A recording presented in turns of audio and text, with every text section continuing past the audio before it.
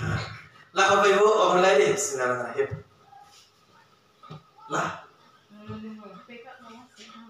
Assalamualaikum warahmatullahi wabarakatuh. Waalaikumsalam warahmatullahi wabarakatuh. Alhamdulillahirrahmanirrahim. Allahumma shalli ala sayyidina wa nabiyina wa maulana Muhammad wa ala ali Muhammad.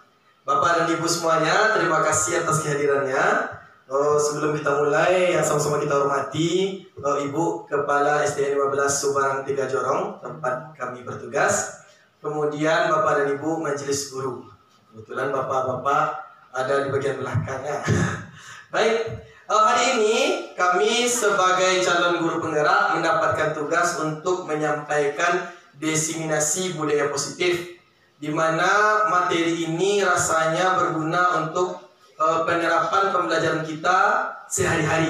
Karena setelah kami mempelajari ini, banyak menyindir kami atas apa perlakuan selama ini kepada siswa. Apakah nanti akan menyindir Bapak Ibu juga? Mari kita lihat. Mari kita lanjut.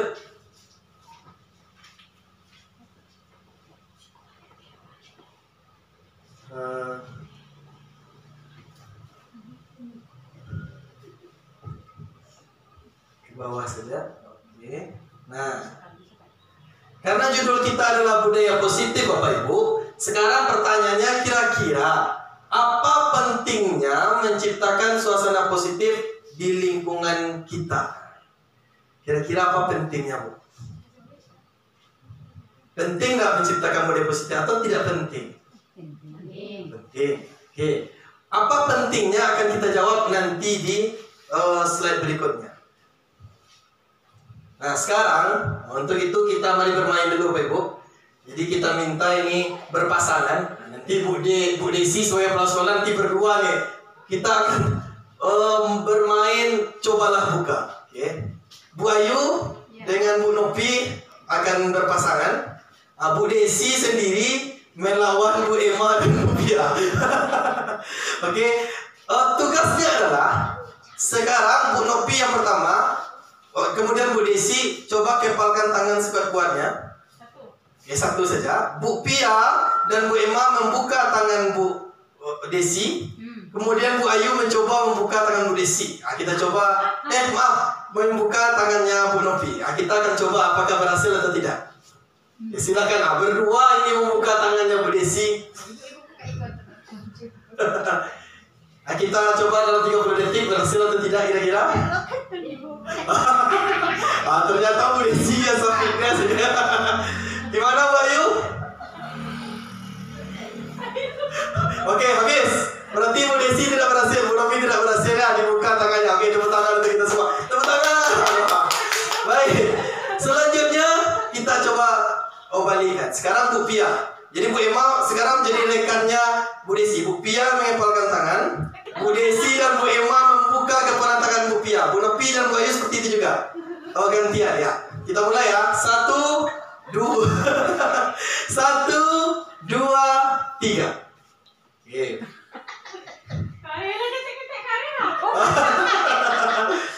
Gimana? Apakah berhasil atau tidak? Oke, baik, selesai. Jadi gimana Bapak Ibu? Berhasil? Ada yang berhasil membuka kepala tangannya? Oh, tidak. Pertanyaannya sekarang adalah siapa? Contohnya tadi Bu Nopi mengepalkan tangan, Bu Ayu membuka. Siapa yang punya kontrol untuk tetap membuka atau menutup? Tetap Bu Nopi. Apakah Bu Ayu punya kontrol untuk membukanya? Karena anggaplah Bu Ayu ini berhasil membukanya. Apakah Bu Ayu punya kontrol untuk membuka tersebut? Tidak. Tidak atau iya nih? Tidak. Berarti yang punya kontrol adalah Bu Nopi. Artinya setiap kita, bahkan murid kita, punya kontrol terhadap dirinya sendiri.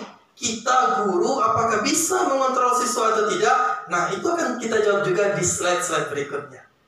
Yang jelas sekarang dari permainan kepalan tangan ini kita mengetahui bahwa yang bisa mengontrol diri kita hanyalah kita sendiri. Baik, kita lanjut Bapak dan Ibu.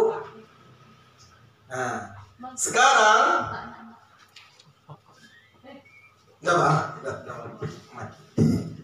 Baik, sekarang kita lanjut, kita masuk ke teori kontrol. Nah, Beberapa miskonsepsi atau pemahaman yang salah mengenai makna kontrol. Yang pertama yaitu ilusi guru mengontrol siswa. Selama ini kita menganggap bahwa kita guru ini adalah mengontrol siswa, bisa menyuruh siswa apa saja. Secara kasat mata seperti itu, tapi nyatanya itu hanya ilusi. Siswa memberikan kita kesempatan untuk mengontrol dirinya, padahal kontrol diri tersebut tetap ada di siswa. Buktinya adalah tidak semua siswa berhasil kita kontrol. Artinya kontrol diri tetap ada pada siswa.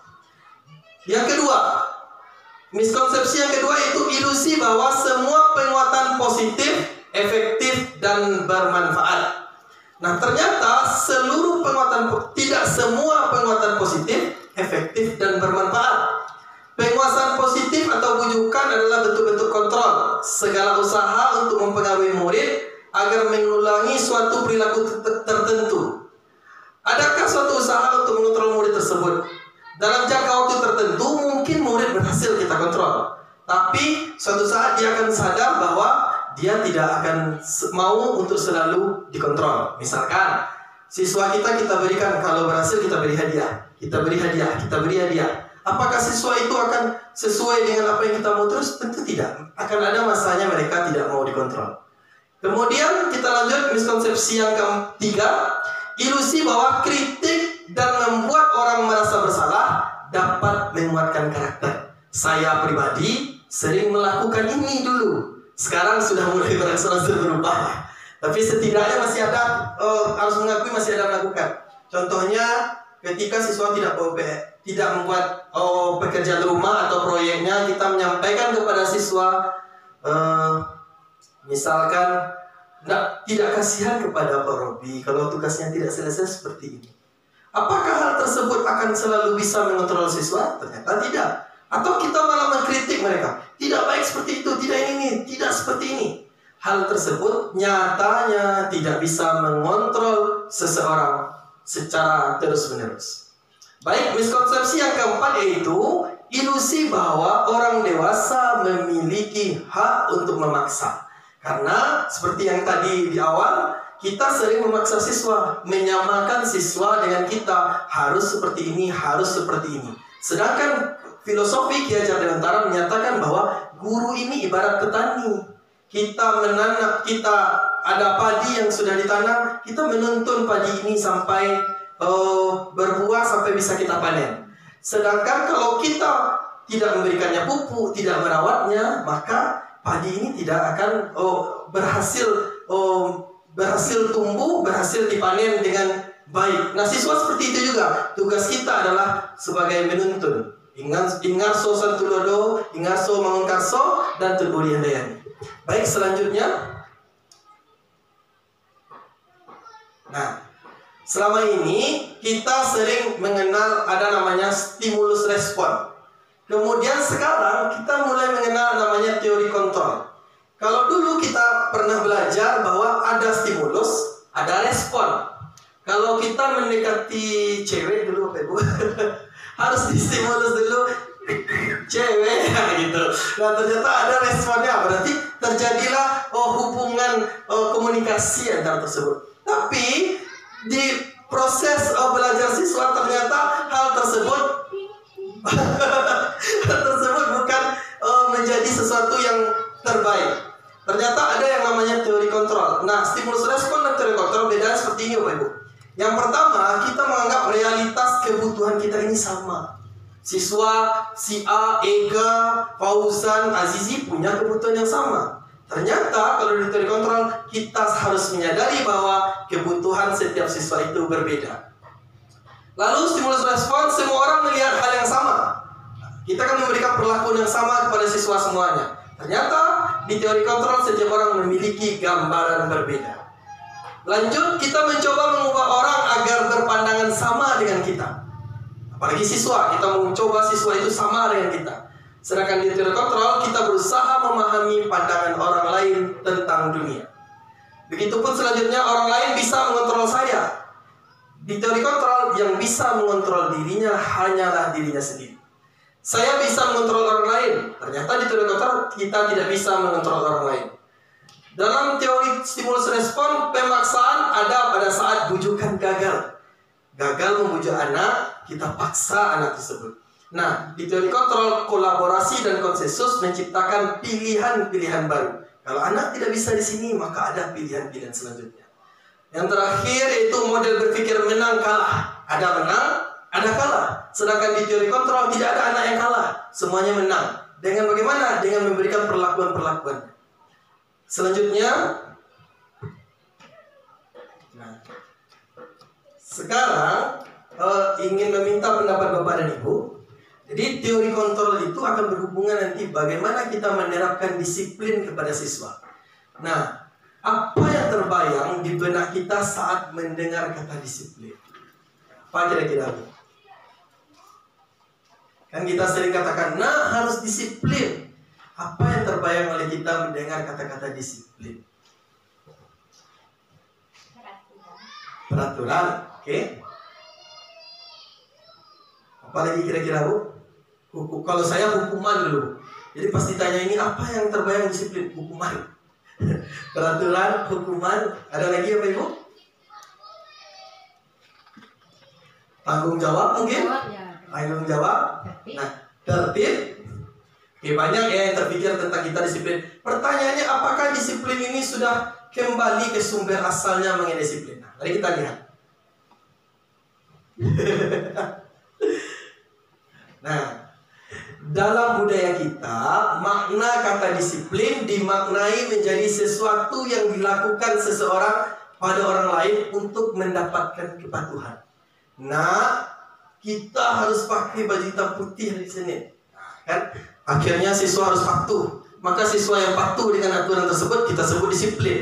Itu yang selama ini saya dan mungkin kita pahami. Kita cenderung menghubungkan kata disiplin dengan ketidaknyamanan. Oke, selanjutnya, nah, disiplin itu berasal dari kata disiplina atau disiplina yang artinya yaitu belajar. Jadi bukan kepatuhan. Disiplin mengacu pada disiplin diri, di mana seseorang memiliki tanggung jawab terhadap apa yang dilakukannya berdasarkan nilai-nilai yang dia yakini. Jadi siswa itu ketika dia yakin bahwa dengan berpakaian Senin itu merah putih, dia dari dalam dirinya menimbulkan keyakinan. Nah, itulah disiplin sebenarnya. Jadi bukan karena dia menegakkan aturan yang ada. Lalu disiplin positif merupakan cara penerapan disiplin guna menumbuhkan kesadaran serta memberdayakan murid tanpa imbalan dan juga tanpa hukuman. Jadi bukan cuma tanpa hukuman, tanpa imbalan pun juga tidak. Selanjutnya, nah, kita lihat kata Ki Hajar Dewantara. Untuk mencapai kemerdekaan atau dalam konteks pendidikan kita saat ini, untuk menciptakan murid yang merdeka, syarat utamanya adalah harus ada disiplin yang kuat. Nah, disiplin yang dimaksud adalah disiplin diri yang memiliki motivasi internal. Artinya motivasi ini hadir dalam diri siswa itu sendiri. Jika kita tidak memiliki motivasi internal, maka kita memerlukan pihak lain untuk mendisiplinkan kita. Itulah guru kita selama ini, kita yang mendisiplinkan siswa. Atau memotivasi eksternal, karena berasal dari luar, bukan dari dalam diri kita sendiri. Merdeka itu artinya tidak hanya terlepas dari perintah, akan tetapi juga cakap untuk memerintah diri sendiri. Nah, disiplin sebagai bentuk kontrol diri, yaitu belajar untuk kontrol diri agar dapat mencapai suatu tujuan mulia. Tujuan mulia di sini mengacu pada nilai-nilai dan prinsip-prinsip mulia yang dianut seseorang. Kita namakanlah, dan pada kurikulum merdeka ini disebutlah namanya adalah nilai-nilai kebajikan. Nah, nilai-nilai kebajikan itu apa? Itu sifat-sifat positif manusia yang merupakan tujuan mulia yang ingin dicapai oleh setiap individu. Baik Bapak dan Ibu, nilai-nilai kebajikan ini banyak yang merangkumnya. Merangkumnya ada 8 yang beredar di beberapa literatur. Nah, salah satunya ini Bapak Ibu, yang kita terapkan saat ini dan coba kita asah terus agar nilai-nilai kebajikan ini menebal di karakter siswa. Yaitu ini adalah profil pelajar Pancasila. Ada 6 Bapak Ibu. Beriman dan bertakwa kepada Tuhan Yang Maha Esa, berkebinekaan global, mandiri, gotong royong, kreatif, dan bernalar kritis. Selain dari profil pelajar Pancasila ini, banyak nilai-nilai kebajikan yang lainnya. Mari kita coba lihat Bapak Ibu agak 1-2. Kita lanjut. Misalkan menurut IBO Primary Years Program, nilai-nilai kebajikannya ada toleransi, rasa hormat, integritas, mandiri, menghargai, antusias, empati, dan lainnya. Selanjutnya, kita lihat dari nilai kebajikan yang lainnya. Ini ada namanya 9 pilar karakter dari Indonesian Heritage Foundation. Cinta Tuhan dan segenap ciptaannya, kemandirian dan tanggung jawab, kejujuran, hormat dan santun, dan lainnya Bapak dan Ibu. Ini semua nilai-nilai positif atau nilai-nilai kebajikan yang dirangkum untuk dimiliki oleh seseorang. Selanjutnya, ini berdasarkan petunjuk seumur hidup dan keterampilan hidup. Ada peduli, penalaran, lurus hati. Sebenarnya hampir sama Bapak Ibu. Terangkum juga di profil pelajar Pancasila, tapi ini dari institut atau organisasi lainnya. Ada keluasan, pemecahan masalah, berinisiatif. Nanti kita akan lihat dari nilai-nilai kebajikan ini, kita akan lihat siswa kita ini kemana nanti perginya. Kita lanjut Bapak Ibu. Nah, kita lanjut saja, ini sudah bersama empati, suara hati, lanjut. Nah, ini juga nilai-nilai kebajikan The Virtus Project, proyek nilai-nilai kebajikan, lanjut Bapak Ibu, hampir sama. Nah, sekarang mari kita berdiskusi Bapak Ibu. Sebagai seorang pendidik, saat kita perlu hadir di suatu pelatihan, motivasi apa yang mendasari tindakan kita? Taruhlah ini kita ada KKG di gugus, apa motivasi yang buat kita hadir Bapak Ibu? Apakah motivasi itu disuruh ibu kepala sekolah? Atau motivasi itu karena ingin berkumpul bersama-sama? Atau memang motivasi kita ingin mendapatkan tambahan ilmu baru? Atau motivasi kita hal-hal lainnya lah, dapat informasi baru lah, kabar baru lah, atau segala macam ya. Nah, sekarang kira-kira kita hadir KKG, anggaplah kita ganti nih, hadir KKG. Apa motivasi kita biasa Bapak Ibu? Atau jangan kita deh, motivasi teman-teman kita kira-kira kita coba bagi. Yang pertama kira-kira apa Bapak Ibu? Di titik yang nomor 1. Di titik nomor 1 berarti karena tidak ingin ditegur oleh ibu kepala sekolah. Jadi kami ini karena tidak ingin kita tegur Bu Desi, kami pergilah ke situ. Oke, kebanyakan di sini ya Pak Ibu. Sepakat kita. Kebanyakan kita itu ya karena ini ditugaskan oleh pimpinan, karena ini sebuah keharusan. Kalau ada sertifikatnya betul untuk PMR, kan begitu Pak Ibu. Jadi kalau yang kedua, kita ingin dilihat dan dipuji oleh lingkungan Anda. Ini misalkan rajin baru pigo tibo ya. Rajin bunuh pigo tibo PKKG misalnya. Atau yang ketiga memang menjadi pembelajar sepanjang hayat. Jadi materi ini untuk saya pribadi betul-betul menyindir saya Bapak Ibu. Saya di posisi ini awalnya Bapak Ibu. Mudah-mudahan berharap nanti di posisi menjadi pembelajar sepanjang hayat.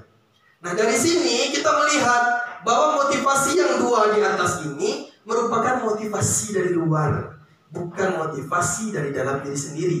Artinya kita ini membebaskan orang mengontrol diri kita, atau terpaksa membebaskan orang mengontrol diri kita. Sedangkan di yang ketiga, untuk menjadi pembelajar sepanjang hayat, orang yang berusaha dan bertanggung jawab atas tugasnya, maka orang ini adalah dikontrol oleh dirinya sendiri. Motivasi itu tumbuh dari motivasi intrinsik atau dari dalam dirinya sendiri.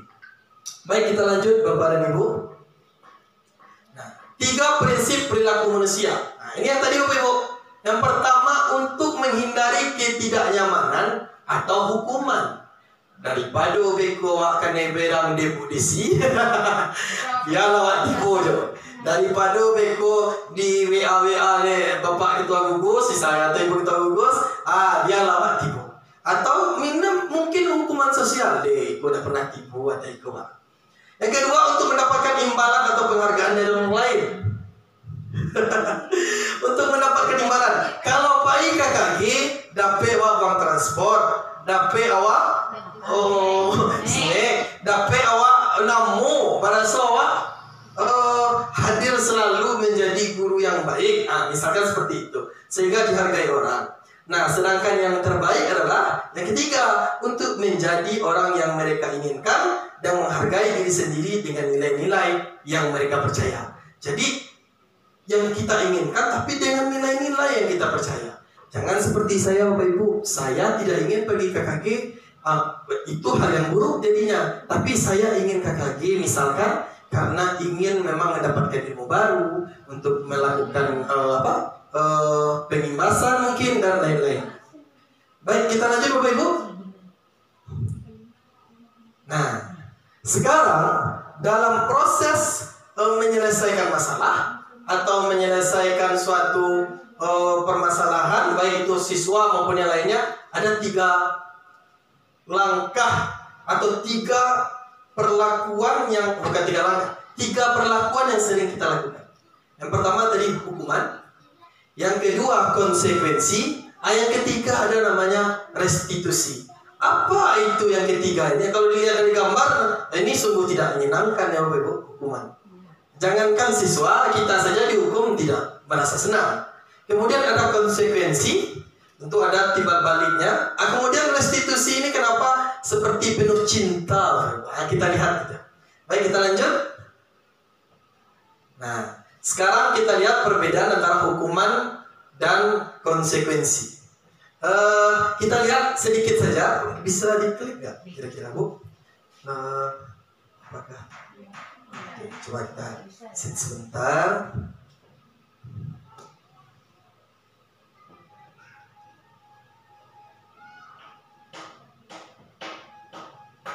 Jadi ternyata hukuman dan konsekuensi itu berbeda.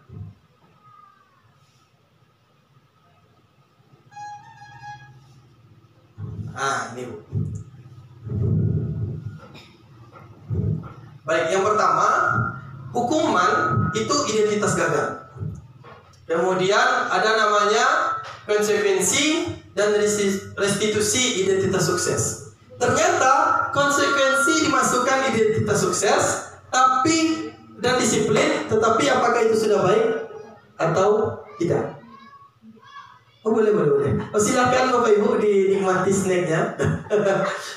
Jadi kalau dalam perbedaan pembelajaran andragogi dengan pedagogi adalah, kalau pedagogi anak itu dilarang makan supaya konsentrasi. Sedangkan andragogi Bapak Ibu, disediakan snack supaya lebih konsentrasi. Gitu Bapak Ibu. Jadi kami punya dosen itu malah setiap kuliah itu wajib membawa makanan. Kalau tidak bawa makanan disuruh beli dulu di luar. Sehingga berkesan luar biasa. Itu adalah seorang profesor di UNP. Ayo Bapak Ibu, sambil Bu Nopi membantu menyiapkan snack kita, kita lanjut Bapak Ibu. Jadi di sini ada hukuman. Hukuman sifatnya menyakitkan Bapak Ibu. Konsekuensi sifatnya harus terjadi. Restitusi pilihan. Jadi siswa merdeka punya pilihan. Hukuman pasti tidak nyaman. Sedangkan konsekuensi tidak nyaman untuk murid atau anak untuk jangka waktu pendek. Sedangkan restitusi menguatkan untuk murid atau anak dalam jangka waktu yang panjang. Kita lanjut ke bawah Bapak Ibu. Jadi sifatnya itu, lanjut ke bawah. Nah, misalkan di sini. Nah, stop di sini dulu Bu. Oke. Murid atau anak membenci peraturan karena hukuman. Contoh nanti ada videonya Ega Bapak Ibu. Saya dapat tugas membuat demonstrasi kontekstual mengenai pemecahan masalah anak. Harus pakai konsep. Saya membuatnya tidak pakai konsep karena kebetulan ada siswa kita yang kebetulan melanggar peraturan kita dan diselesaikan dengan cara nanti apakah itu hukuman, pelanggaran atau restitusi. Jadi hukuman sifatnya negatif, konsekuensi sifatnya netral, sedangkan restitusi sifatnya positif. Contohnya ini, awas kalau dilakukan lagi ya, nanti awas kamu perlu dihukum. Kan itu yang sering terdengar Bapak Ibu. Kalau di konsekuensi, lakukan apa yang saya katakan. Misalkan siswa ini mencoret-coret dinding, lalu kita suruh hapus. Itu konsekuensi. Konsekuensi dari dia mencoret dinding, dihapus. Anak mencoret dinding, lalu kita katakan, ini harus dihukum nih, coba push up, lari di lapangan. Itu hukuman namanya. Kalau restitusi, Bapak Ibu, semuanya positif. Nanti kita selesaikan namanya dengan segitiga restitusi. Kita tanya dulu, kenapa mencoret dinding nak lebih? Ini secara singkat saja, Bapak Ibu. Lalu siswa itu menjawab, ya pengen mencoret. Kita harus bersabar dulu, Bapak Ibu, tahan nanti kita sampaikan. Oh ya, Pak Robi juga kalau pengen mencoret kadang, waktu kecil juga sering mencoret sembarangan. Tapi apakah itu perbuatan baik? Nah, rasanya itu, Bapak Ibu, sulit sekali rasanya untuk kita terapkan. Tapi beginilah penelitian yang ada dan sudah dicoba sedikit demi sedikit, walaupun tidak penuh, Bapak Ibu. Setidaknya kita melihat setelah pemecahan masalah itu adalah siswa merasa gembira. Nah, sehingga terjadi hal yang positif. Hukuman paksaan, stimulus respon tadi adalah konsekuensi, dan restitusi adalah teori kontrol. Kita lanjut saja, Bapak Ibu. Kita kembali ke slide yang tadi. Silakan sambil dinikmati, Bapak Ibu.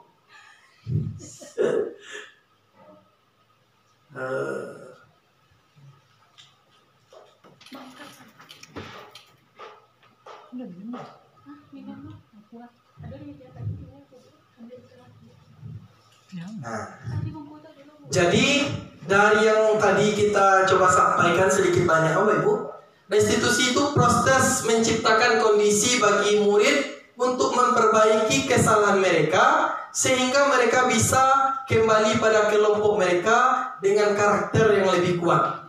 Kembali kepada kelompok mereka ini, Bapak Ibu, siswa yang lain tidak mencemooh, tidak merasa bahwa anak ini adalah tukang melanggar peraturan, sehingga dengan mereka menyelesaikan masalah secara restitusi, maka siswa itu kembali kepada kelompoknya, kepada kawan-kawannya dengan perasaan senang.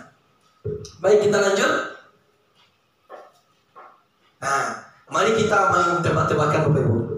Jadi ini ada pertanyaan, Bapak Ibu. Mungkin sudah mulai nampak gambaran antara hukuman, lalu konstitusi, konsekuensi, dan restitusi. Nah, mari kita lanjut main tebak-tebakan, Bapak Ibu. Slide berikutnya, bantu biar. Nah, ini stop dulu di sini. Ini kata-katanya dari mencatat 100 kali di dalam buku kalimat saya tidak akan terlambat lagi karena terlambat ke sekolah. Menurut Bapak Ibu, ini jawabannya cuma 2. Apakah ini konsekuensi atau hukuman? Nah, oke. Silakan. Polisi hukuman. Bu Ayu? Hukuman. Bu Pia? Oke, hukuman. Kita lihat di slide berikutnya. Apakah ini hukuman? Ternyata konsekuensi, Bapak Ibu. Kenapa? Mencatat 100 kali di dalam buku kalimat saya tidak akan terlambat lagi karena terlambat ke sekolah. Jadi ada perbuatan dia terlambat, dihukumnya juga membuat itu konsekuensi. Tapi bukan restitusi. Jauh dari restitusi. Kita lanjut. Nah, lari mengelilingi lapangan basket 2 kali karena terlambat hadir di sekolah. Hukuman atau konsekuensi, Bapak Ibu? Hukuman, oke. Ibu kepala sekolah hukuman. Bu Ayu, Bu Novi. Saya ini dari 10 pertanyaan, Bapak Ibu, waktu itu betul 2. Karena butuh berangsur-angsur memahaminya. Jadi kira-kira hukuman atau konsekuensi? Bu Novi? Hukuman. Bu Ayu? Konsekuensi, oke. Bu Ayu mulai goyah. Bu Pia, Bu Iman? Konsekuensi. Oke, kita coba lihat. Ternyata hukuman. Dan tepuk tangan untuk Bu Desi dan Bu Novi. Ternyata hukuman, Pak Ibu. Kecuali yang menyuruh itu guru sedang pelajar, Bu Novi, misalkan sebagai guru olahraga menyuruh lari ke lapangan basket, dia baru hadir terlambat, orang sudah pemanasan. Jadi dia keliling dulu. Itu konsekuensi jadi.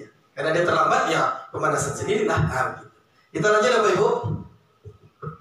Pertanyaannya mulai menantang. Nampaknya Bu Fias ya. Membersihkan coretan yang dibuat di meja tulis, konsekuensi atau hukuman, Bapak Ibu? Konsekuensi. Tadi sudah ya contoh ya, bagus. Kita coba ya, konsekuensi. Oke, dipelankan Bu Pia. Masih ada pertanyaan? Ya lanjut Bu Pia. Masih ada pertanyaan satu. Stop. Stop. Murid diminta untuk push up 15 kali karena tidak menggunakan masker ke sekolah. Ini gampang sekali Bapak Ibu. Apakah hukuman? Jadi ternyata polisi tidak mau terjebak. Anggaplah siapa Haikal atau siapa terlambat baru disuruh push up 15 kali. Dia tidak pakai masker ke sekolah. Gimana Pak Ibu? Konsekuensi. Baik, bagaimana Ibu yang lain? Apakah yakin konsekuensi? Ini untuk merebutkan hadiah 1 miliar Ibu. Gimana Bu Ayu, Bu Nopi? Hukuman? Oke, kita lihat ya. Kita lihat. Ceng. Hukuman Pak Ibu. Karena yang diberikan itu tidak sesuai dengan apa yang kesalahan yang dilakukan. Boleh protes? Boleh Bu, silakan Bu. Pemakaian masker kan untuk kesehatan. Ya. Nah, push up kan untuk kesehatan juga. Ya Bu. Nah, bagaimana itu? Benar juga ya Bu. Tapi Bu, push up 15 kali memang bisa untuk kesehatan, tapi kalau dilihat konteksnya itu lebih kepada memberikan hukuman atas kesalahan. Gitu. Kita lanjut. Stop Bu Bia. Oke. Menggantikan kertas tugas teman yang telah dicoret-coret. Bu Ayu mencoret-coret buku Bu Nopi. Kemudian Bu Ayu ditugaskan oleh Bu Pia untuk mengganti buku Bu Nopi. Apakah itu hukuman atau konsekuensi? Yakin? Ini dikunci Bu. Kalau gagal kembali 1 juta ya. Silakan lanjut Bu Pia. Jawabannya adalah ya, konsekuensi. Baik, lanjut Bapak Ibu. Lada P 1 miliar. Lanjut. Ini stop. Oke, Bapak Ibu, pertanyaan selanjutnya. Berjemur di lapangan pukul 12 siang karena mengobrol dengan teman. Jadi nyomota di kawannya. Apakah di jamuannya Pak Arif atau siapa Pak Robi misalkan 12 siang di tengah lapangan? Kira-kira ini hukuman atau konsekuensi Bu Ibu? Hukuman? Sepertinya hukuman. Oke, kita lanjut. Coba kita lihat. Wah, benar. Oke, hukuman. Seaturannya kalau yang bersifat konsekuensi karena dia mengobrol sama temannya, harusnya diberi konsekuensinya itu diberi tugas untuk bercerita. Betul Bu, betul sekali. Nah, nanti restitusinya Bu, kalau kita jadikan ide itu muncul dari siswa tersebut, saya akan mencoba menampilkan cerita lah Sabtu depan Bapak, misalkan. Itu sudah masuk kita nanti ke restitusi. Begitu kira-kira tingkatannya. Sudah mulai jelas bagaimana perbedaan hukuman, konsekuensi dan restitusi. Nah, sekarang kita lanjut ke pertanyaan reflektif Bapak Ibu. Saya akan coba bacakan. Ibu Anas, guru kelas 2 SD, mendapatkan masalah. Murid-muridnya tidak bisa tertib berdiri antri di depan pintu kelas dan selalu berebutan masuk ke dalam kelas setelah jam istirahat usai. Ini tentunya sangat mengganggu proses pembelajaran, di mana kelas tidak dapat mulai tepat waktu karena Ibu Anas sibuk menenangkan murid-muridnya untuk waktu cukup lama. Tenang, berbaris. Akhirnya Bu Anas berpikir cepat dan mengandalkan stiker bintang. Mungkin Bapak Ibu juga pernah mencoba pakai stiker bintang. Setiap murid-murid yang akan masuk kelas usai jam istirahat, Bu Anas akan mengiming-imingi murid-muridnya dengan stiker bintang. Sianan capek masuk asyana baris rapi beko Ibu Agiah bintang. Siapa yang besar murid-muridnya menyambut tantangan tersebut?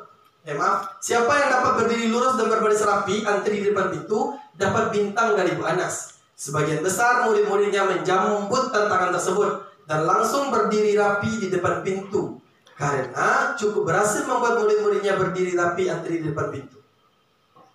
Agar mendapatkan stiker bintang Bu, terlengkap. Sampai pada suatu saat Bu Anas sakit dan terpaksa digantikan oleh Pak Heru. Pak Heru tidak mengetahui tentang stiker bintang Dan benar saja pada saat mau masuk ke kelas usai jam istirahat, murid-murid kelas 2 kembali berebutan masuk kelas. Apa yang terjadi Bapak Ibu? Kenapa pas Pak Heru tidak mau siswa itu masuk? Sedangkan pas Bu Anas mau saja mereka berbaris rapi. Nah, gimana kira-kira Bu? Jadi Bu Anas karena dibimbingi oleh bintang. Berarti kontrol diri siswa itu atau motivasi berbaris diri siswa itu? Eksternal. Tidak. Jadi ketika tidak ada lagi ibu tersebut, maka dia kembali ke bintang awal. Sama lah dengan kita ya Bapak Ibu. Itulah yang akan kita munculkan dengan motivasi intrinsik baik itu kita maupun siswa. Kita lanjut Bapak Ibu. Oke, nah selanjutnya Bapak Ibu, ini yang lumayan menggelitik. Dihukum oleh penghargaan. Ternyata penghargaan itu bisa menghukum Bapak Ibu. Nah, saat kita berulang kali menjanjikan hadiah kepada anak-anak agar berperilaku bertanggung jawab, atau kepada seorang murid agar mempelajari sesuatu yang baru, atau kepada seorang karyawan agar melakukan pekerjaan yang berkualitas, Bu Desi kalau rancak kelas ibu aja 1 juta kurang kan? Kita sedang berasumsi mereka tidak dapat melakukannya, atau mereka tidak akan memilih untuk melakukannya. Jadi berarti kalau awak diiming-imingi oleh Bu Desi seperti itu, berarti Bu Desi yakin bahwa kami kok tidak mampu menghias kelas. Berarti itu hukuman. Berarti itu hukuman. Nah gitu. Jadi harusnya penghargaan, ternyata tanpa kita sadar itu hukuman.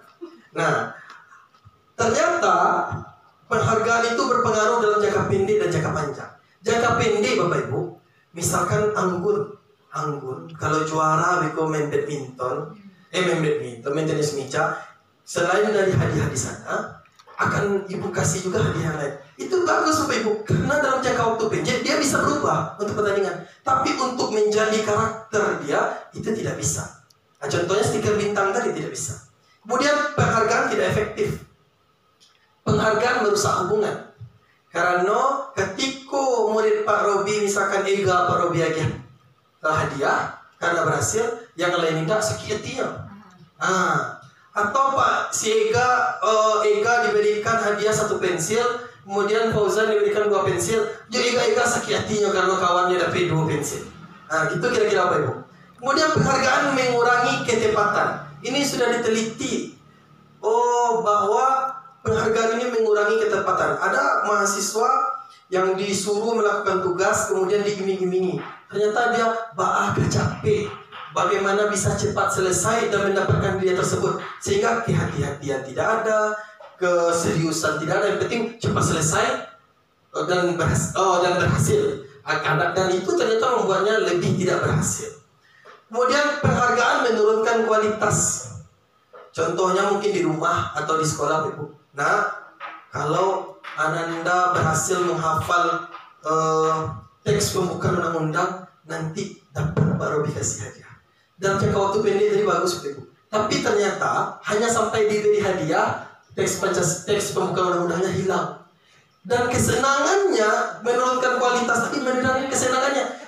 Ketika Ega misalkan dan Fauzan berhasil membaca, berhasil, mereka senang Bapak Ibu.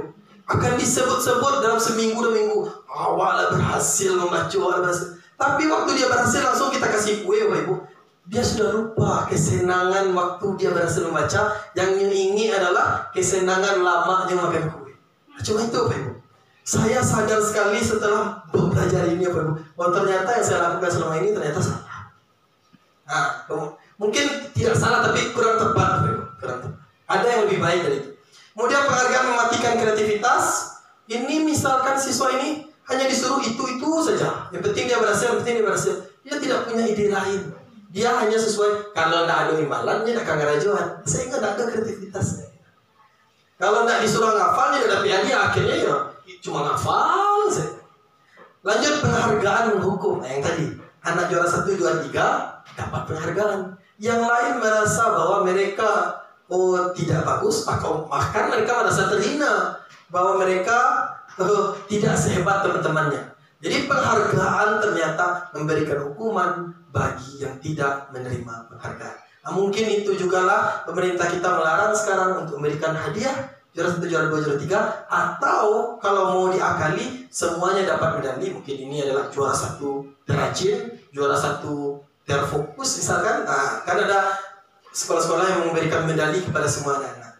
Kemudian motivasi dari dalam diri bisa hilang karena motivasinya hanya dari penghargaan. Kita lanjut Bapak Ibu. Oke, baik. Jadi kembali lagi kita kepada restitusi. Jadi restitusi itu adalah cara menanamkan disiplin positif kepada murid. Apa caranya Pak Robi? Itu yang akan kita bahas nanti dari kasus-kasus yang sudah kami buat Bapak Ibu. Restitusi bukan untuk menebus kesalahan, namun untuk belajar dari kesalahan.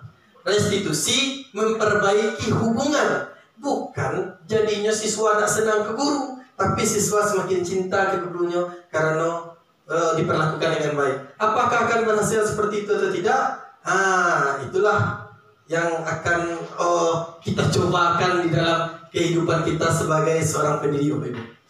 Restitusi adalah tawaran, bukan paksaan. Karena bukan hukuman. Karena yang akan dilakukan siswa setelah pelanggaran tersebut adalah keputusan dari siswa tersebut yang dituntut oleh guru. Kemudian restitusi menuntut untuk melihat ke dalam diri. Restitusi mencari kebutuhan dasar yang mendasari tindakan. Restitusi diri cara yang paling baik. Restitusi fokus pada karakter, bukan tindakan. Restitusi menguatkan, fokus pada solusi, dan mengembalikan murid yang berbuat salah kepada kelompoknya. Lanjut Bapak Ibu. Nah, selanjutnya untuk menciptakan disiplin positif, kita diarahkan untuk membuat yang sekarang namanya keyakinan kelas. Kalau dulu namanya peraturan kelas.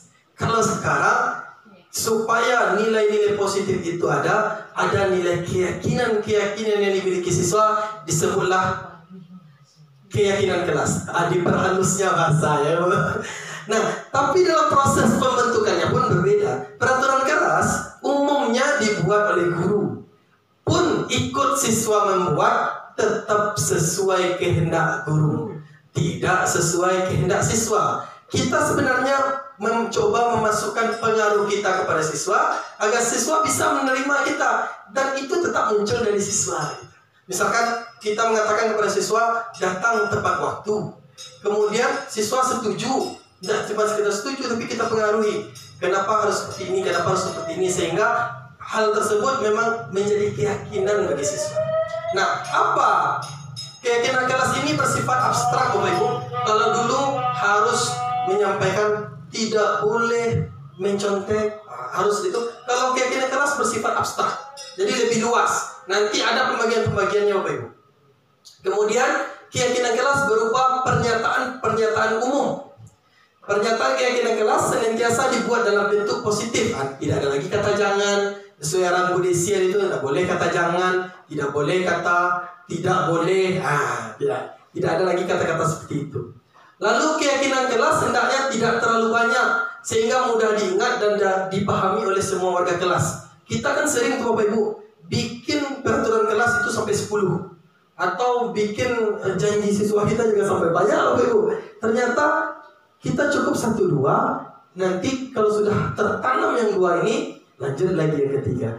Boleh kita revisi keyakinan kelas itu tidak hanya untuk 1 tahun Bapak Ibu.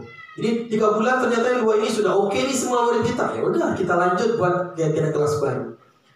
Keyakinan kelas sebaiknya sesuatu yang dapat diterapkan di lingkungan kita. Kemudian semua warga kelas hendaknya ikut berkontribusi dalam pembuatan keyakinan kelas lewat kegiatan curah pendapat. Ini agak susah nanti di kelas fase A Bapak Ibu. Tapi kita akan coba Bapak Ibu. Lanjut, bersedia meninjau kembali keyakinan kelas dari waktu ke waktu. Itu yang tadi. Kalau yang sekarang 2 ternyata yang 2 oke, kita tambah. Yang 2 tidak oke, kita fokus saja 1 dulu. Tidak perlu banyak-banyak. Yang penting keyakinan kelas itu, nilai-nilai kebajikan itu tertanam kepada diri siswa. Lanjut. Nah, di sini Bapak Ibu, keyakinan kelas atau nilai kebajikan.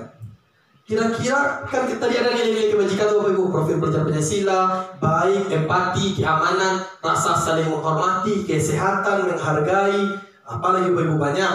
Nah sekarang kira-kira Bapak Ibu kita coba saja kembalikan barang ke tempatnya. Ini apa nilai kebajikannya Bapak Ibu? Mungkin disiplin, keamanan, kerapihan. Ada Bapak Ibu yang lain? Oh ini nanti jawabannya ada Bapak Ibu? Oke, tanggung jawab. Ini disclaimer dulu.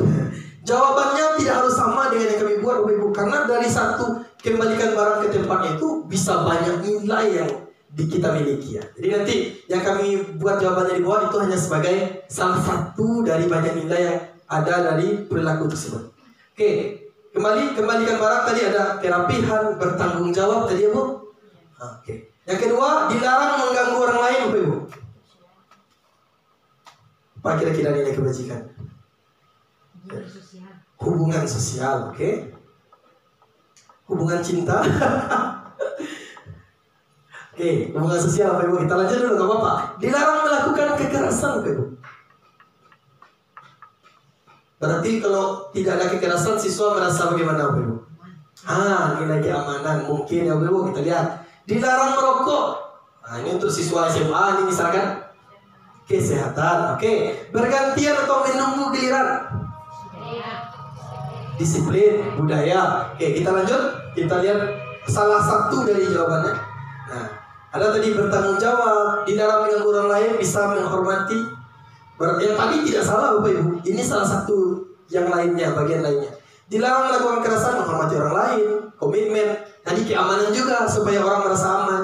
Kemudian dilarang merokok, kesehatan, menghormati orang lain, biar orang lain tidak terganggu. Kemudian bergantian atau menunggu giliran, keamanan, keselamatan, jangan-jangan mendorong-dorong jatuh siswa. Kita lanjut Bapak Ibu. Halaman 41 dari 67. Oke, kita lihat prosedur pembentukan keyakinan kelas Bapak Ibu. Ini sebenarnya untuk prosedur ini butuh waktu lama. Jadi kita akan coba menjelaskan secara singkat saja Bapak Ibu.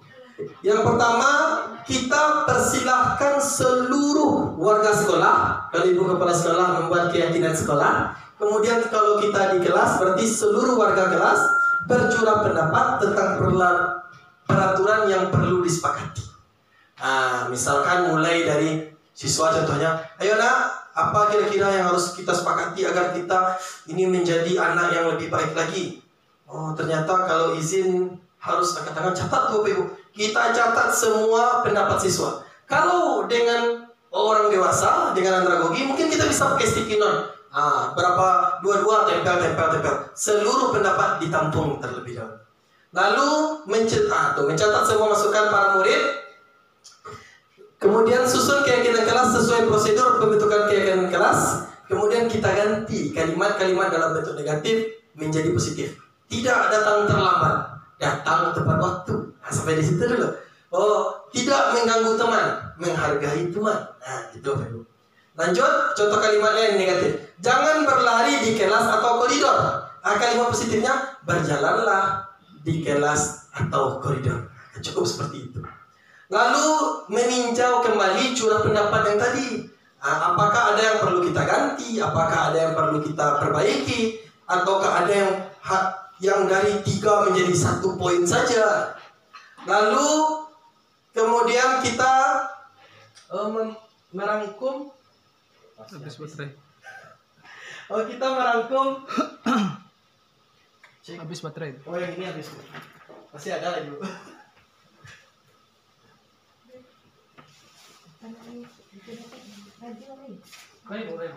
Silahkan dilanjutkan Bapak Ibu. Kita sambil menikmati snack. Oke, cek 1. Ini juga 1. Cek 1. Oke, baik. Selanjutnya Bapak Ibu, setelah keyakinan kelas sudah selesai dibuat, maka semua warga kelas dipersilahkan meninjau ulang dan menyetujui. Disuruh tanda tangan, diarahkan untuk tanda tangan, atau kalau siswa kelas 1 disuruh fingerprint Bapak Ibu. Ditempel lah sidik jari. Baik, Bapak Ibu kita lanjut. Baik, nah ini contohnya Bapak Ibu. Contoh hasil keyakinan dari kelas 1. Misalkan setiap anggota kelas perlu belajar. Setiap anggota kelas perlu senang. Setiap anggota kelas perlu melakukan tugas. Setiap anggota kelas perlu saling menghargai. Setiap anggota kelas perlu merasa aman. Kelas 5 seperti itu juga, selalu bersikap positif, senantiasa menjadi diri terbaik, dan selanjutnya. Pak Robi, kalau model itu, bagaimana siswa kita bisa tahu yang setiap anggota kelas perlu belajar itu ngapain? Nanti ada selanjutnya Bapak Ibu. Jadi ada yang harus kita lakukan untuk meninjau keyakinan kelas kita lebih dalam. Kita lanjut di slide berikutnya. Nah, ini mendalami keyakinan kelas. Ada namanya kegiatan tampak seperti atau tidak tampak seperti. Contohnya ini di hormat. Hormat yang tampak seperti datang tepat waktu.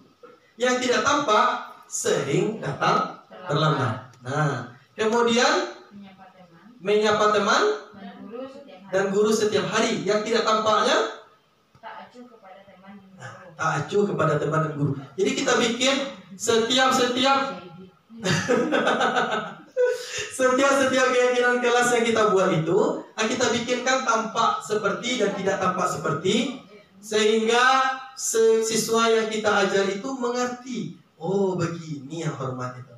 Oh, begini yang bekerja itu. Oh, begini yang rasa diterima dan dimiliki tersebut. Nah, lebih kurang seperti itu Bapak dan Ibu. Kita lanjut di slide berikutnya. Oke, baik. Nah, nih, mendalami keyakinan kelas tidak hanya siswa Bapak Ibu. Jadi kita buat sama-sama tugas guru dan tugas siswa. Guru misalkan tugasnya mengajar, murid tugasnya belajar. Guru tugasnya mendidik, murid tugasnya mencoba. Nah, seperti itu Bapak Ibu. Contoh di bawah, guru tugasnya bukan menyakiti atau disakiti. Guru tugasnya bukan menyakiti atau disakiti. Harusnya di sini murid Bapak Ibu. Ini salah buat slide nih Pak Robi. Murid tugasnya bukan seperti itu juga, berarti sama. Murid tugasnya bukan bermain, tapi belajar. Gitu, Bapak Ibu. Oke, ini untuk mendalami keyakinan kelas agar siswa dan keyakinan kelas itu tidak hanya terpampang di kelas, tapi juga dimaknai dan diilhami penerapannya oleh siswa-siswa kita. Baik, lanjut Bapak Ibu. Nah, untuk menerapkan keyakinan kelas, untuk memenuhi membudayakan budaya positif di sekolah kita ini Bapak Ibu, ada 5 kebutuhan dasar manusia yang harus dipenuhi. Baik itu kita sebagai guru Bapak Ibu ataupun siswa. Karena kalau 5 kebutuhan dasar ini tidak terpenuhi, maka biasanya siswa bermasalah.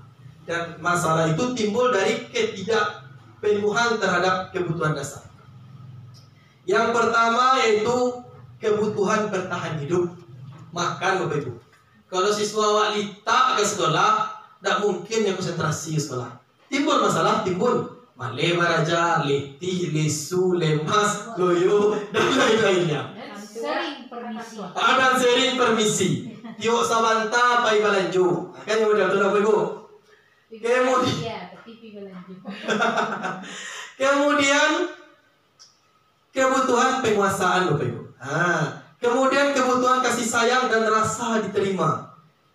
Kalau siswa nak merasa diterima Bapak Ibu, tidak mungkin siswa itu akan merasa nyaman dan tenang belajar dengan kita. Kemudian kebebasan dan kesenangan.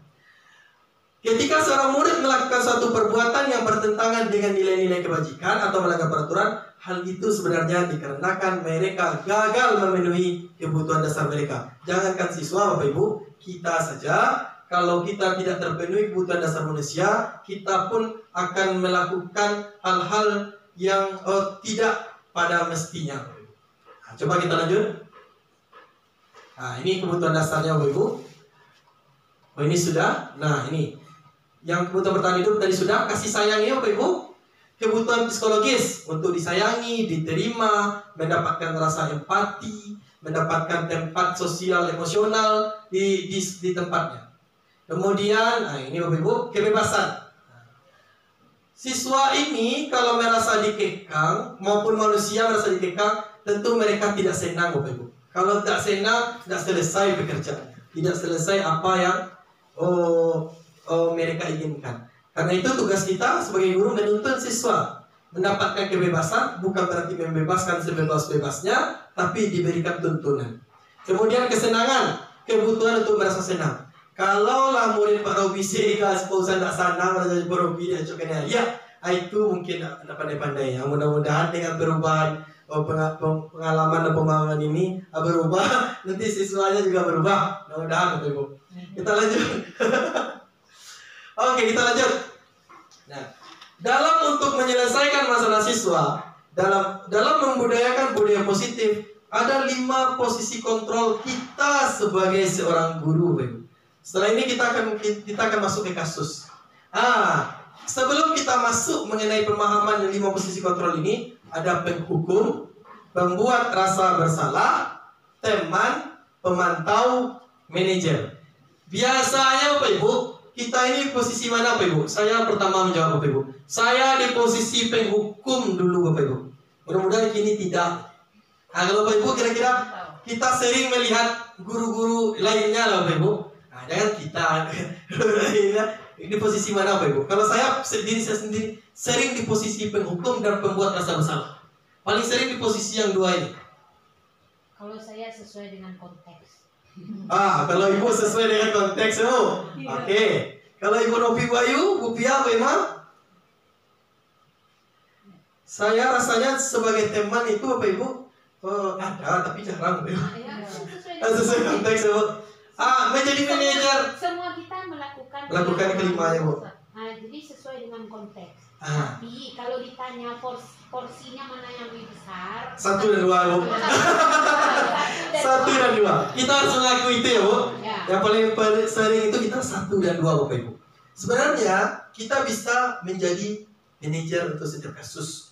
Tapi kita harus berdamai dulu dengan diri kita, Bapak Ibu, sebagai seorang guru, dan berdamai dengan kebutuhan dasar manusia tadi, baik itu sebagai seorang guru maupun memenuhi kebutuhan dasar siswa. Mari kita lihat di slide berikutnya. Penghukum yaitu seorang penghukum bisa menggunakan hukuman fisik maupun verbal. Lanjutlah tanya ini Bu. Dicoba aja ya Bu. Kalau tidak tidak pakai mic deh Bu. Belum. Itu ada pakai di dalam ada baca. Di dalam ada cek. Ada udah sih di situ. Kalau ada biasa lah. Cepet habis so. Baik Bapak Ibu, sambil kita mengisi baterai. Oh, dicas Bu. Dicas. Cas taruh ya. Oke. Nama peko 80 tuh kan. Taruh mancas itu biar dicas leko. Iya. Silakan nih. Hajar. Ayo, ikut dicas. Sambil menunggu ini Bapak Ibu, tolong dilihat apakah kita memang sharing di posisi ini Bapak Ibu. Tolong dinikmati ya.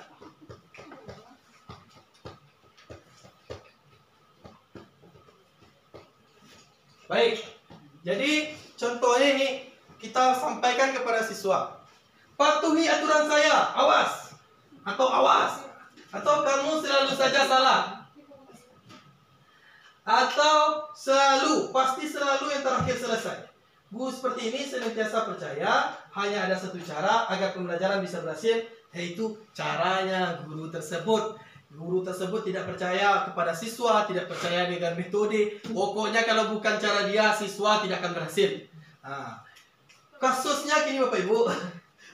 Kasih Bu Novi, Pak Rajo. Kasusnya Bapak Ibu, ada namanya si Adi terlambat datang ke sekolah.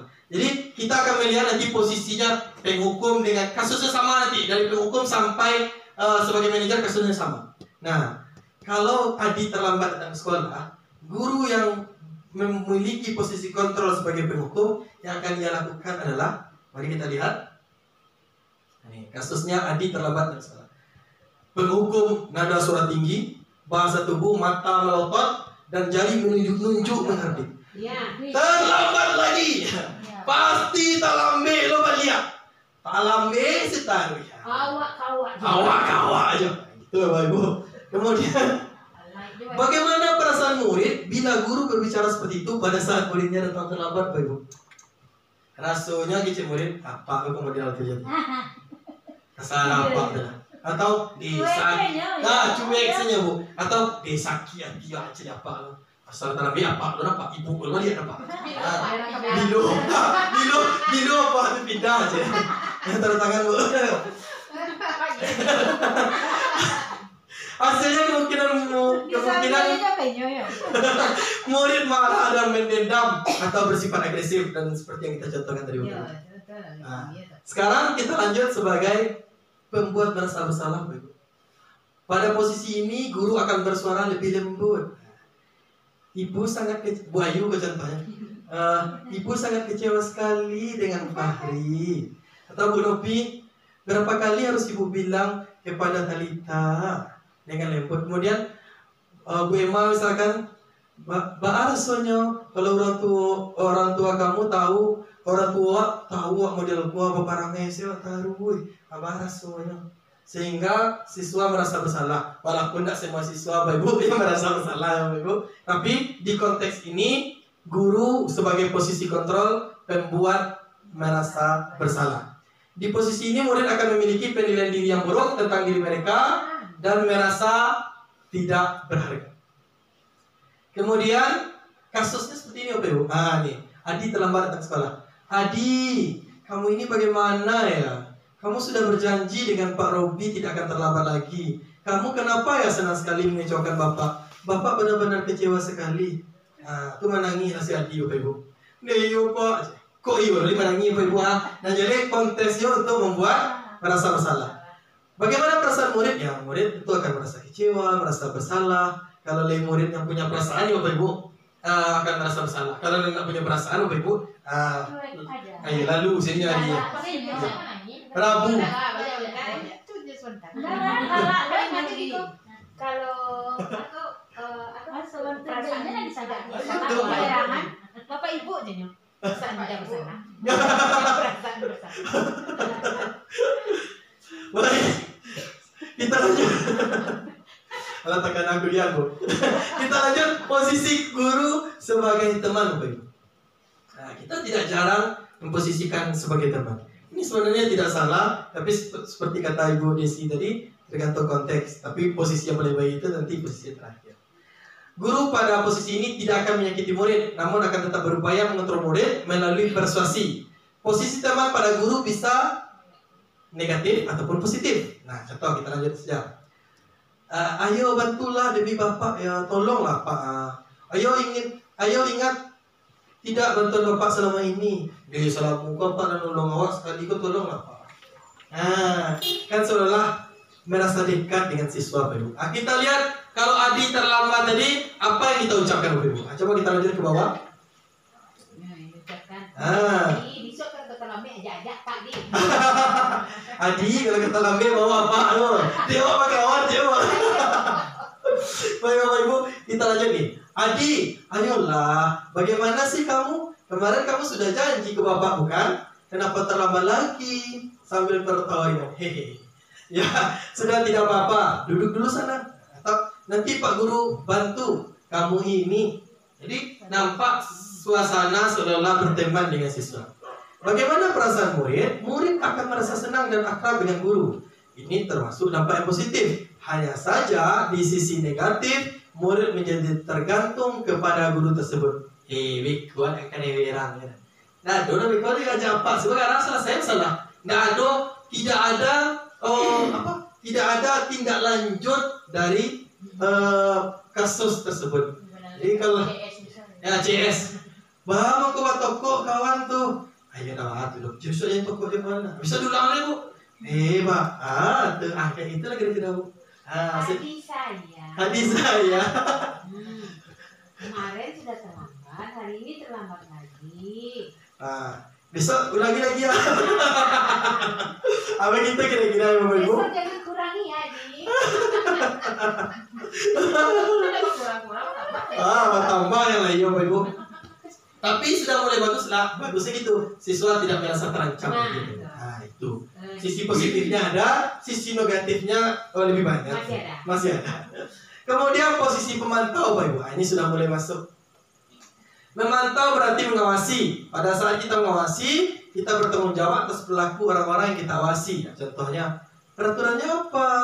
Apa yang telah kamu lakukan? Sanksi dan konsekuensinya apa? Langsung kepada hal tersebut Bapak Ibu.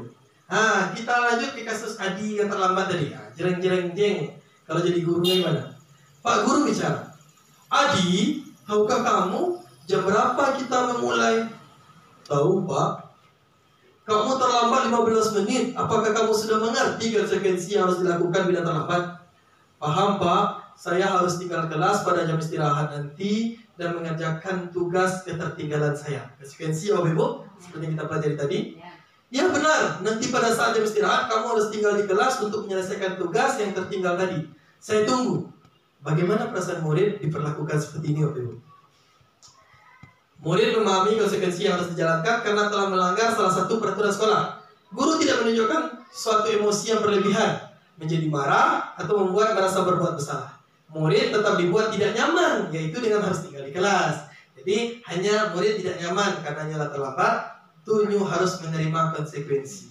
Berarti kalau seperti ini ada nanti restitusi. Bagaimana restitusi agar nyaman itu, agar masalah tinggal tadi itu muncul dari diri siswa tersebut.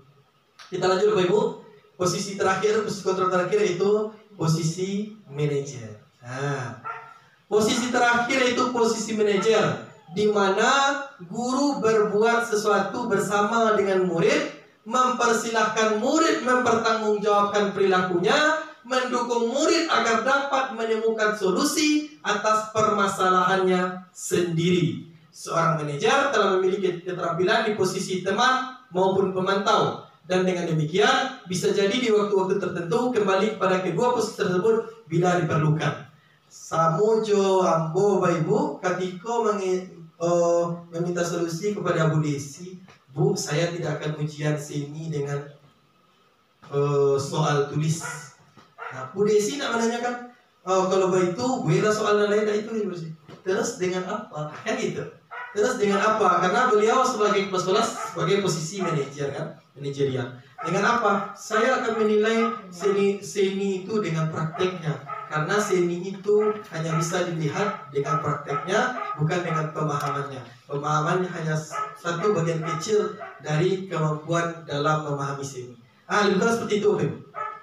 Lalu kita lihat di sini, apa yang kita yakini? Apakah kamu meyakininya? Jika kamu meyakini, apakah kamu bersedia memperbaikinya? Misalnya salah, jadi yakin itu salah, nak.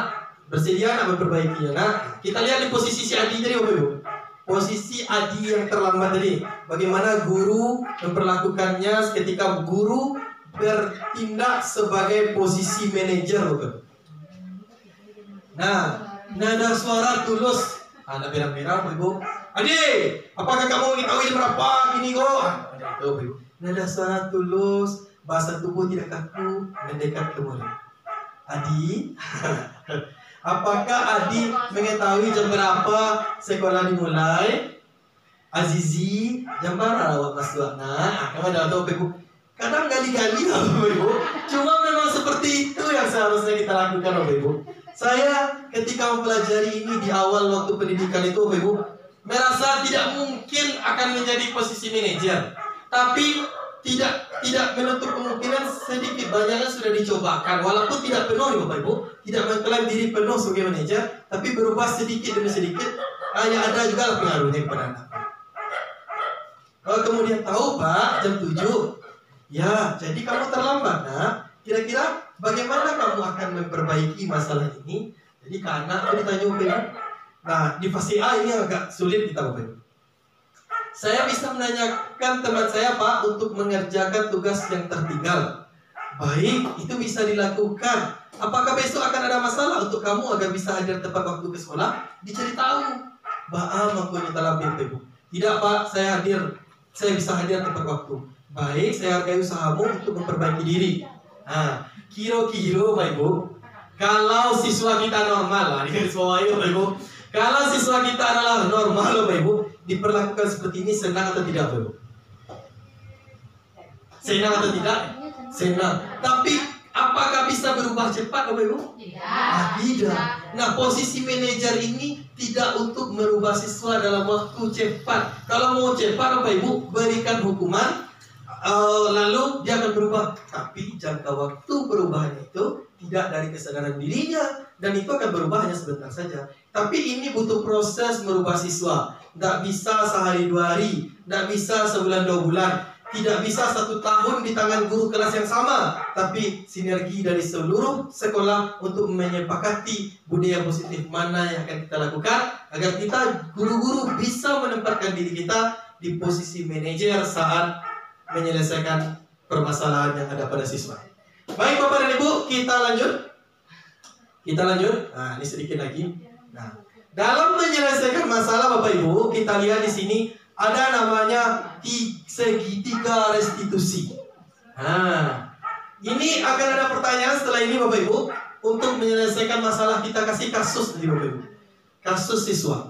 Jadi segitiga restitusi ini ada 3 langkah yang harus kita lakukan. Dan bukan kita ya, saya di awal-awal dulu jarang melakukan ketiganya Bapak Ibu. Paling sering itu melakukan 1, yaitu validasi tindakan yang salah. Ba'a mangko model itu wa, ba'a mangko baca ka wa, alasannya. Nah, itu di posisi nomor 2 Bapak Ibu, validasi tindakan yang salah. Contoh kemarin ada anak bertengkar Bapak Ibu, ba'a mangko batinju kepalanya. Kan itu yang tanya salah monggo Bapak Ibu. Kenapa dipukul kepalanya? Kenapa diganggu dia sedang bermain? Itu langkah kedua Bapak Ibu. Langkah pertama itu disebut menstabilkan identitas. Langkah kedua memvalidasi tindakan yang salah. Langkah ketiga menanyakan keyakinan. Bagaimana itu menstabilkan identitas Bapak Ibu? Kamu bukan satu-satunya yang pernah melakukan ini nak. Lai lakat palo dia waktu Pak Bu, kali-kali Pak Bu. Tapi memang begitulah seharusnya yang kita lakukan. Kita harus berani keluar dari zona nyaman dan kebiasaan kita. Kalau zona nyaman dan kebiasaan kita itu ada yang lebih baik daripada itu. Tapi kita disclaimer, awal-awalnya Bu. Ada disclaimer Bapak Ibu. Dalam kasus siswa itu ada namanya anomali. Anomali itu ketidakumuman Bapak Ibu. Jadi ada kasus siswa yang memang mungkin 1-2 kasus yang memang awak harus langsung menangani tanpa segitiga institusi. Tapi secara umum Bapak Ibu, inilah langkah terbaik dalam menyelesaikan masalah. Si Adi tadi terlambat Bapak Ibu. Kita akan sampai belum Bu? Si Adi tadi terlambat Bapak Ibu. Kemudian sampai kayaknya, setiap orang pasti pernah terlambat Adi. Namun kenapa Adi bisa terlambat? Langsung kita masuk ke validasi tidak salah. Tapi stabilkan dulu. Anak bertengkar Bapak Ibu, jangan stabilkan identitasnya dulu. Pisahkan dulu. Betul loh. Anak bertengkar Bapak Ibu, jangan distabilkan identitas. Enggak ada nak benar. Mata tinju Bu. Anak bertengkar, yang kita lakukan dulu Bapak Ibu, pisahkan. Menstabilkan identitas tuh menstabilkan emosi Bapak Ibu. Pisahkan satu dan lainnya. Kemudian baru kita tanyakan, kenapa bertengkar nak? Yo digaduhnya Pak, tua tinju kepala. Apa kalau digaduh orang? Yo berak lo Pak. Iya kan? Apa kalau digaduh orang berak lo Pak? Nah, tapi batuan nak wak meninju orang model itu nak cuma gara-gara digaduh. Langsung ke validasi tindakan yang salah Bapak Ibu. Apa alasan sebenarnya? Gitu. Kemudian setelah misalkan, yo Pak pokoknya sakitnya tiga apa aja. Ayo, kalau tandang ya Bu, apa di tandang apa kalau sakit nanti kan tandang itu. Nak menganggap tinju dan nak ada kan tandang. Kemudian validasi dengan salah, setelah itu baru tanyakan keyakinan. Kena di sekolahku keyakinan yang bawa sepakati nak, atau di kelas apa keyakinan sepakati nak? Iyo Pak, harus saling menghargai. Baru masukkanlah raso sesuai dengan adat dan budaya kita masing-masing, Bapak Ibu. Karena di Sutijo dengan di Bukit Tinggi dengan di Lubaso akan berbeda cara memasukkan raso. Di Sutijo mungkin kareh bunyinya, di Bukit Tinggi mungkin indah. Di Bukit Tinggi mungkin kareh bunyinya, di Sutijo mungkin indah. Model itu sebaliknya, Bapak Ibu. Di Sutijo enggak. Sutijo indah, Bu. Contoh, Bu, kami di Meninjau sebagian kecil bawaan pose sama besar itu biasa. Jadi anak tidak disalahkan di situ. Kalau di sini kan tidak, kayak gitu, Bapak Ibu. Tapi itu hanya sebagian kecil. Sini kamu saya. Oke, baik, kita lanjut, Bapak Ibu. Ini. Jadi contoh kalimatnya, berbuat salah itu tidak apa-apa. Tapi tidak apa-apa sampai di situ, Bu. Itu hanya untuk menstabilkan emosi anak dulu, bukan membenarkan perbuatan anak. Langsung dicari ibu kepala. Tidak ada manusia yang sempurna, nak. Mungkin dia itu mau menghadapi pelajaran. Saya juga pernah melakukan kesalahan seperti itu. Kita bisa menyelesaikan ini, nak. Belah masalah saya, masalah kayak gitu, Bapak Ibu. Selanjutnya kita lanjut di validasi tindakan. Sebentar, Bapak Ibu, saya akan melihat catatan yang ini. Ini baik, validasi tindakan yang salah, Bapak Ibu. Padahal kamu bisa melakukannya lebih buruk dari ini, ya. Kamu pasti punya alasan mengapa melakukan hal itu. Kamu patut bangga pada dirimu sendiri karena kamu telah melindungi sesuatu yang penting buat satu berbuat tanya, Bapak Ibu. Lanjut, yang terakhir yaitu lanjut Bapak Ibu, menanyakan keyakinan. Apakah yang kita percaya sebagai kelas atau keluarga? Apakah kita percaya sebagai kelas atau keluarga? Apakah nilai-nilai umum yang kita telah sepakati? Apa bayang kita tentang kelas yang ideal? Kamu mau jadi orang seperti apa? Atau kita tanya, jadi kalau anak bercakap, Bu, jadi bahan rancangnya nak ikulah berdarah kepada kawan. Bahan rancang timbul motivasi itu dari diri anak. Kalau nak timbul, Bapak Ibu, kita pancing-pancing. Kita tuntun sampai siswa itu bisa menyampaikan. Seindahnya siswa minta maaf. Sesuai yang disampaikan Ibu barusan, itu jauh dari Pak Robi dulu. Jadi mudah-mudahan Pak Robi yang dulu dengan Pak Robi yang sekarang sudah pelajar ini juga berubah. Kita semua juga berubah dalam menyelesaikan masalah siswa, Bapak Ibu. Lanjut, Bapak Ibu. Memang ini sangat menyindir kita, Bapak Ibu. Stop dulu. Mari kita lihat contoh penyelesaian kasus dengan segitiga institusi. Bapak dan Ibu, saya mohon ini untuk kita cermati bersama kasusnya. Ini sudah beberapa 5 slide terakhir, Bapak Ibu. Jadi kita lihat kasus ini dan menurut Bapak Ibu, nanti siswa ini berada di posisi mana? Kita sebagai guru berada di posisi kontrol mana? Mari kita lihat, Bapak Ibu. Nah, kasus 1 ya, Bapak Ibu. Mungkin Bu Pia bantu membacakan ya, Bapak Ibu. Silakan Bu Pia. Guru matematika dan wali kelas 8, Ibu Santi sakit sehingga tidak dapat masuk dan mengajar. Akhirnya dicarikan guru pengganti, Ibu Erni. Ibu Eni baru 2 tahun menjadi guru SMP. Beberapa murid perempuan, Vivi dan Natali, mengetahui hal ini dan mulai menggunakan kesempatan dan bersikap seenaknya, tertawa dan tidak memindahkan kehadiran Ibu Eni. Ibu Eni mencoba menyapa Vivi dan Natali dengan ramah, sambil mengingatkan mereka untuk tetap fokus pada pengerjaan tugas. Ayolah tugasnya dikerjakan, nanti Ibu ditegur Bapak Kepala Sekolah kalau kalian tidak kerjakan tugas. Tolong bantu Ibu ya. Namun Vivi dan Natali malah jadi tertawa. Ibu, santai saja Bu. Mereka tetap tidak mengerjakan tugas dan malah ngobrol.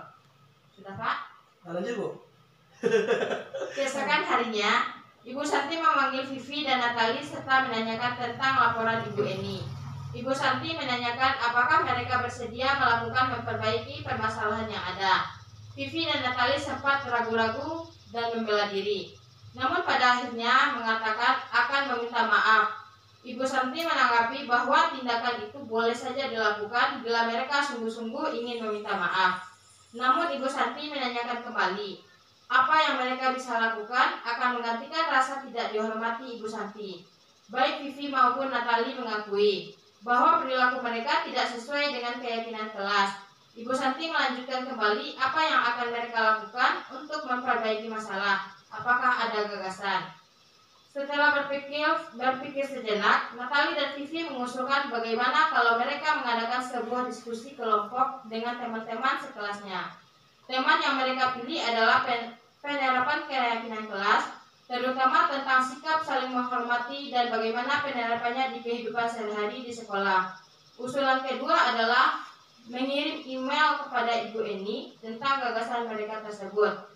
Mereka pun memberitahu Ibu Eni bahwa mereka telah memberitahu kepada kepala sekolah, Pak Hasan, bila lain waktu ada ketiadaan guru, maka mereka akan mengusulkan Ibu Eni sebagai guru pengganti. Baik, terima kasih Bu Pia. Jadi Ibu Santi sakit ya, digantikan oleh Ibu Eni. Lalu ada Vivi dan Natali. Kemudian mereka tidak menghargai Ibu Eni. Kurang ajar. Kurang ajar Bu. Kurang ajar. Kemudian keesokan harinya Ibu Santi memanggil Vivi dan Natali. Pas Bu Santi masuk, menanyakan tentang laporan Bu Eni. Lalu ditanyakan bagaimana keyakinan kelas, dan akhirnya Eni dan teman-temannya membuat keyakinan kelas dan meminta ketika ada guru yang sakit, Ibu Eni yang masuk. Nah, sepertinya nak Bu. Kita lanjut dulu ke slide berikutnya. Nah, coba lanjut. Kita akan mulai ke pertanyaan. Dari kasus ini Bapak Ibu, mohon dijawab Bapak Ibu. Dalam kasus di atas, langkah-langkah restitusi apa saja yang sudah dijalankan oleh Ibu Santi? Apakah ada Bu Santi menstabilkan identitas, atau mungkin memvalidasi tindakan yang salah, atau malah yang ikut ketiganya yaitu menanyakan keyakinan? Ada tiga-tiganya. Kalau dalam ya berarti kalau menstabilkan identitas itu, kalau kita lihat teksnya lebih dalam ada apa Ibu? Karena Bu Santi tadi kan menanyakan apa yang terjadi, tapi di dalam teks tidak ada dialognya. Sehingga sebagian berpendapat bahwa ada stabilitas, ada tidak, Bapak Ibu. Tergantung konteks saja, Bapak Ibu. Kemudian langkah selanjutnya tadi yaitu memvalidasi tindakan yang salah. Mulai bertanya kenapa seperti itu, ada apa, segala macam. Bu Santi mulai menanyakan hal tersebut.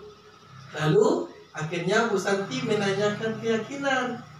Apa keyakinan kelas harusnya yang harus dilakukan untuk memperbaiki keadaan dengan Bu Eni. Nah, itu. Setuju ya Bapak Ibu? Oke. Menurut Bapak Ibu, apakah restitusi yang dilakukan Vivi dan Natali sudah sesuai dengan pelanggaran yang telah dibuat? Jadi kan memposisikan diri Bu Eni tadi posisinya sebagai apa Bu? Ayolah itu sebagai apa? Sebagai teman Bapak Ibu. Jadi Bu Eni tadi memposisikan sebagai teman. Ayolah, Vivi dan tadi memposisikan tolonglah Ibu sebagai teman. Nah kini apakah restitusi yang diusulkan tadi kan? Jawaban si Vivi pun sebagai teman. Jawabannya pun sebagai teman Bu, betul. Nah sekarang apakah salah Bu ya? Tenang Ibu, selesai kami itu. Kini apakah restitusi yang diusulkan Vivi dan Natali ini mengusulkan tadi membuat keyakinan kelas dan akan menyampaikan ke kepala sekolah tanpa memberitahu Bu Eni. Jadi ini yang langsung ke kepala sekolah meminta Bu Eni menggantikannya Bapak Ibu. Apakah langkah-langkah restitusi yang telah diusulkan mereka itu cocok atau sesuai Bapak Ibu? Jadi kalau ada anak SMA bermasalah di guru pengganti Bapak Ibu diusulkannya akan membuat keyakinan kelas. Siap tuh Beko meminta email Bu Eni itu di email gua itu silahkannya membuat keyakinan kelas di email, dia akan mengecek ke kepala sekolah Bu Eni akan menjadi pengganti. Apakah Bu Eni tahu permintaan Vivi bahwa setiap dari email Bu, di emailnya Bu. Dari email. Awalnya Nyonya ngecek ke Bu Santi bahwa Nyonya akan meminta maaf, tapi Nyonya cuma meng-email, bahwa Bu Eni akan menggantikan kalau ada guru yang baru. Yang email ini yang kurang bagus. Kalau bahasa awal itu kurang terhati. Sebab dengan adanya kontak mata itu kan. Iya. Terus anak yang berdua ini tidak jadi minta maaf, Bu. Katanya mau minta maaf, tapi tidak jadi minta maaf. Dia cuma menyelesaikan dengan meng-email Bu ini, membuat keyakinan kelas baru. Nah, menurut kita mungkin ini kurang tepat ya Bu Ibu. Yang dilakukan Vivi dan Natali. Yang dilakukan Bu Santi sudah oke. Nah, dalam kasus dasar, posisi apakah yang telah diambil oleh Ibu ini? Tadi sudah ya Bu, posisi teman.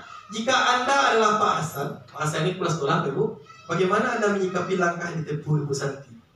Nah, jadi langkah yang ditempuh Ibu Santi tadi, cukup menanyakan, kemudian menyuruh membuat keyakinan, Bu. Tapi menyuruh minta maaf cuma sekedar ditanyakan sejauh. Gimana kira-kira Bu? Tepat atau masih ada yang kurang Bu? Masih ada yang kurang. Masih ada yang kurang. Oke, baik, kita lanjut Bu Ibu. Minta maaf dulu. Ah, Harusnya minta maaf dulu. harusnya berarti Pak Hasan di sini berarti Bu Desi mengarahkan Bu Santi untuk anak-anak ini meminta maaf dulu ke Bu ini, dan seperti kata Ibu tadi, kalau bisa dengan email tapi langsung menemui Bu ini sehingga ada kontak mata dan komunikasi yang lebih efektif. Baik, terima kasih Bu. Kasus kedua Pak Ibu, ini kasus terakhir. Kasus terakhir. Ibu Dani sedang menjelaskan saya aja yang baca Ibu. Sepertinya Bu Novi mau baca, silakan Bu Novi.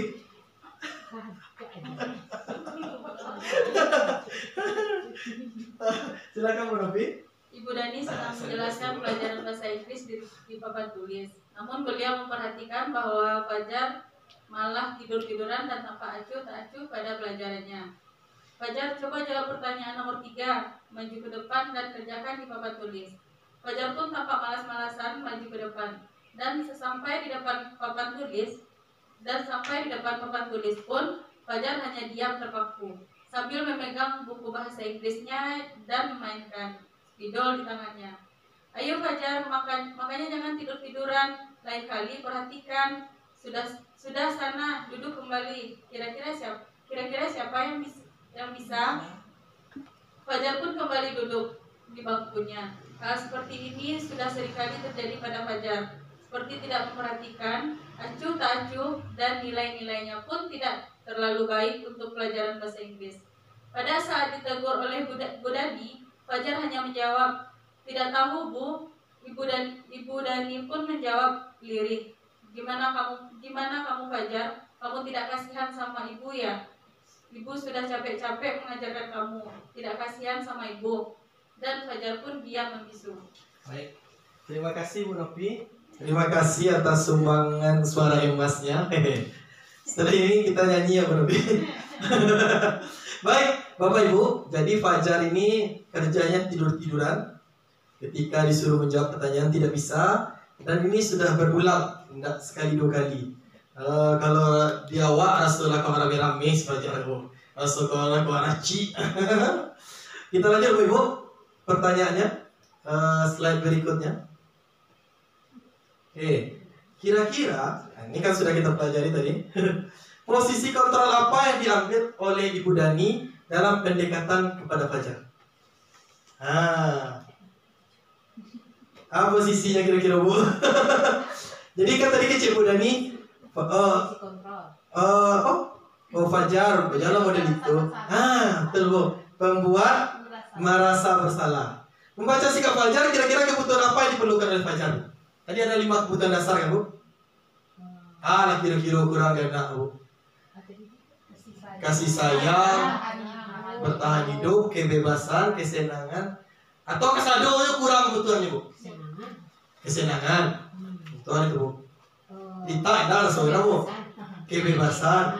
Soalnya kok alasannya kalau kesenangan dia tidak menyukai pelajaran bahasa Inggris. Kalau kesenangan dia tidak menyukai pelajaran bahasa Inggris. Terus Bu? Apa tadi itu? Kebebasan. Kebebasan. Dia tidak diberi kebebasan untuk bereksplor diri terhadap pembelajaran itu. Jadi jangan ada suku, nak diajarnya cara mengeksplor dirinya. Oke Bu? Tambah ada suku. Apalagi Bu? Kasih sayang mungkin tak?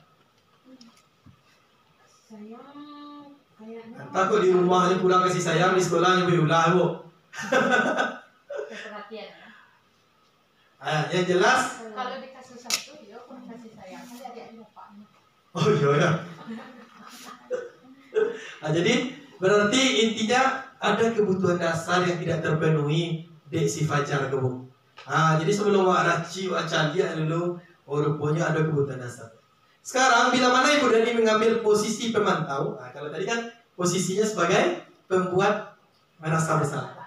Apa yang akan dilakukan atau dikatakan olehnya? Atau sebagai manajer boleh Bu, pemantau boleh. Kira-kira Ibu Dani mencari si Fajar model tu.